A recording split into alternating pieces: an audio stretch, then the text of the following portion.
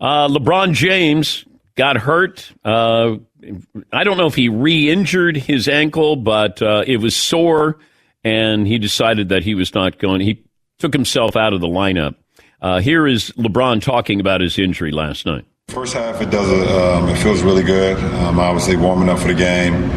Everything is going well. In the last two games at halftime, after the break, it's kind of gotten a little sore on me, a little tight, and obviously coach decided not to, put me back in towards the end because of that. So, that's pretty much it. Then he was asked about the seeding because you're not sure where they're going to land here. And I think it's 2 weeks from today that the play-in games start. Here's LeBron asking about the seeding in the West. Well, it doesn't matter at the end of the day if I'm not, 100% close to 100%. It don't matter, where we land, So, that's my mindset. And, if this happens to we end up at 6th or 5th or whatever the case may be, or if we end up in the playoff, whatever that thing is, whoever came up with that need to be fired. But whatever. Wow. You know who really loves the play-in? Steph Curry, because he needs to have the play-in games to make it into the playoffs. LeBron may love it if he has to love it. Right now he doesn't. But if that's your chance to get into the playoffs, hey, we love that. I'm sure Steph Curry loves those play-in games. Yes, Todd. He's all in. I think it's fantastic, the dichotomy. And LeBron, imagine if they slip into that 7th spot, and if they were to lose that game, they'd have to beat the 9-10 winner just to make the playoffs. Yeah, Paul. He does have Adam Silver's direct contact, the NBA commissioner. He could probably call Adam Silver and say, hey, whoever came up with that playing game thing, you have them fired, which would mean he'd have to fire himself, Adam Silver. Yeah.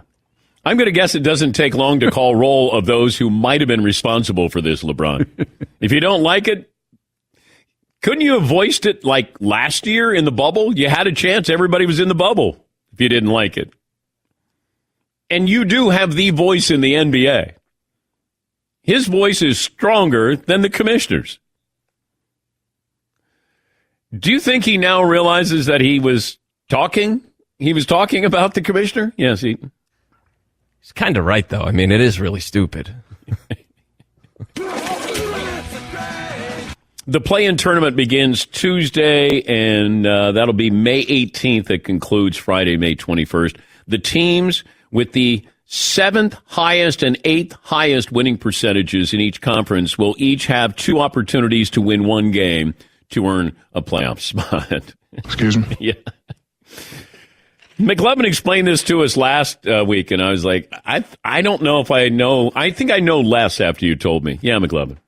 There's very few teams who aren't going to be in the playoffs in the NBA. 21 out of 30. It doesn't feel as special. I know.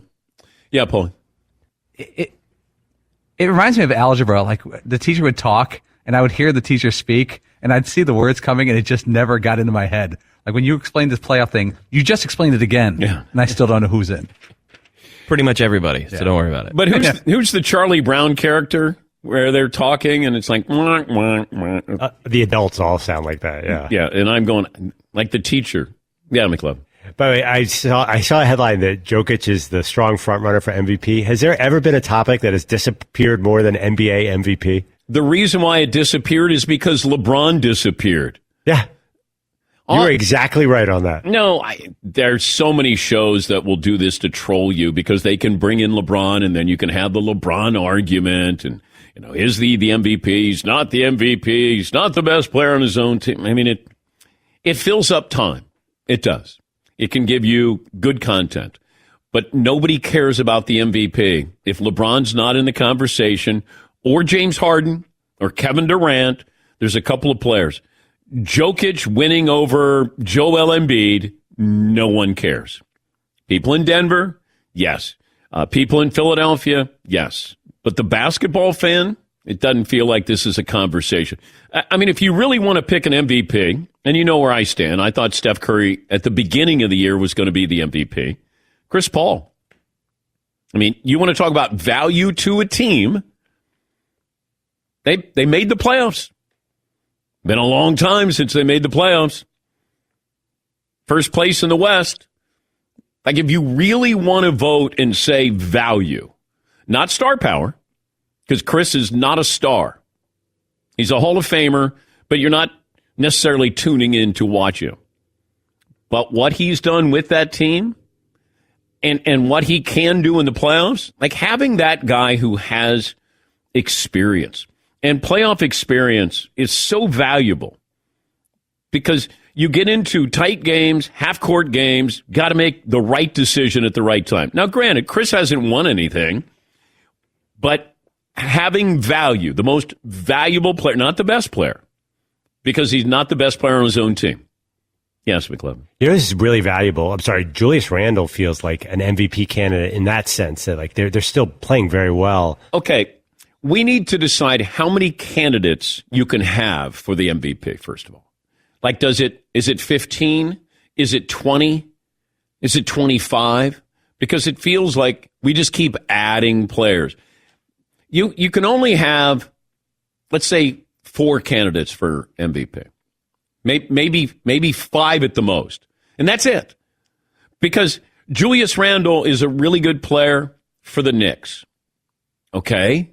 Good. They're going to make the playoffs. They don't make the playoffs. He's the big reason why. Okay. He's just a really good player.